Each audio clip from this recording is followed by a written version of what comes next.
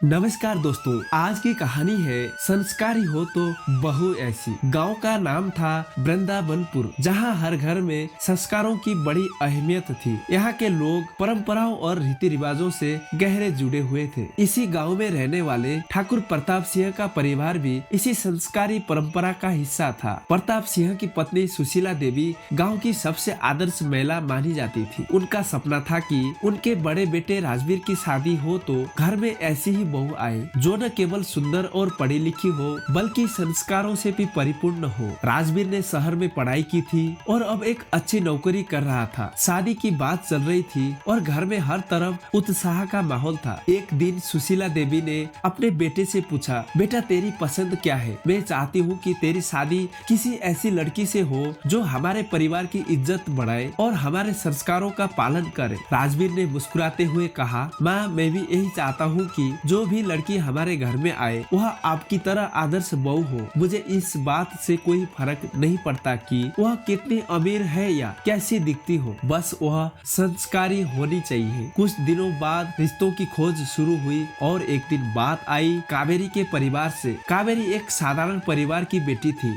लेकिन उसकी परवरिश बहुत अच्छे संस्कारों के साथ हुई थी। उसने भी शहर में पढ़ाई की थी, लेकिन उसके पैर हमेशा जमीन पर टिके रहते थे। उसके माता पिता ने उसे हर परिस्थिति में विनम्र और सबका आदर करने की शिक्षा दी थी। सुशीला देवी को कावेरी का व्यवहार और उसके संस्कार देखकर तुरंत महसूस हुआ कि यही वह बहू है जिसकी उन्हें तलाश थी। शादी बड़े धूमधाम से हुई और कावेरी अब ठाकुर प्रताप सिंह के घर की बहू बन गई। गांव के लोगों की नजर कावेरी पर थी, क्योंकि हर कोई यह देखना चाहता था कि शहर की पढ़ी लिखी लड़की गांव के रीति रिवाजों और संस्कारों के साथ कैसे ढलती है। पहले दिन ही कावेरी ने अपनी सास सुशीला देवी के पैर छूकर आशीर्वाद लिया और कहा, माँ आपने मुझे इस घर की बहू नहीं बेटी बनाया है। मैं वादा करती हूँ कि इस घर की इज्जत और संस्कारों को बनाए रखने में कोई कसर नहीं छोड़ूंगी। सुशीला देवी की आंखों में खुशी के आंसू थे। कावेरी ने धीरे धीरे घर के सारे कामकाज संभालने शुरू कर दिए। वह न केवल घर के कामों में माहिर थी,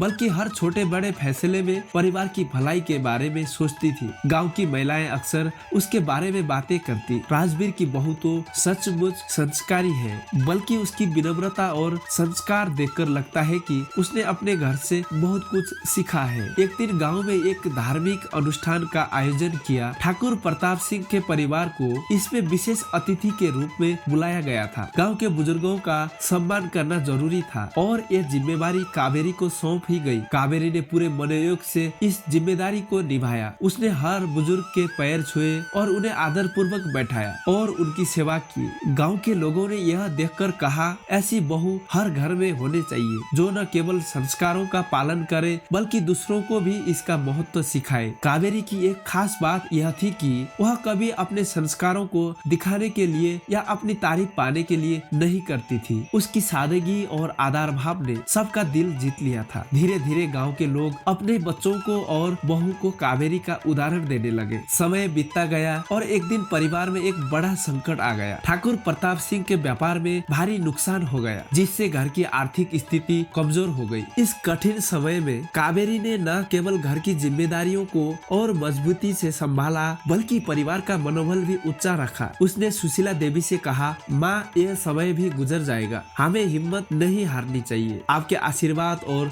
हमारे संस्कार हमें इस मुश्किल से निकाल लेंगे। कावेरी ने घर के खर्चों को संभालते हुए अपने पति राजवीर को भी हर कदम पर सहयोग दिया। उसने घर के भीतर और बाहर दोनों मोर्चों पर परिवार की मदद की। वह न केवल एक आदर्श बहू बनी बल्कि पूरे परिवार के लिए प्रेरणा बन गई। उसने अपनी शिक्षा और हुनर का इस्तेमाल करते हुए घर में ही एक छोटा व्यवसाय शुरू किया। उसने गांव की महिलाओं को भी अपने साथ जोड़ा और एक हस्तशिल्प का काम शुरू किया। इससे गांव की औरतों को भी रोजगार मिला। धीरे धीरे इस छोटे से व्यवसाय ने परिवार की आर्थिक स्थिति को संभाल लिया और ठाकुर प्रताप सिंह का परिवार फिर से अपने पैरों पर खड़ा हो गया। गांव में अब कावेरी का नाम सम्मान से लिया जाता था। वह न केवल अपने परिवार की शान थी, बल्कि गांव की महिलाओं के लिए प्रेरणा भी बन चुकी थी। एक दिन सुशीला देवी ने कावेरी को गले लगाते हुए कहा, बेटी मुझे गर्व है कि तू मेरी बहू है। तेरे जैसे संस्कारी बहू हर घर में होनी चाहिए, जो कठिन समय में भी परिवार को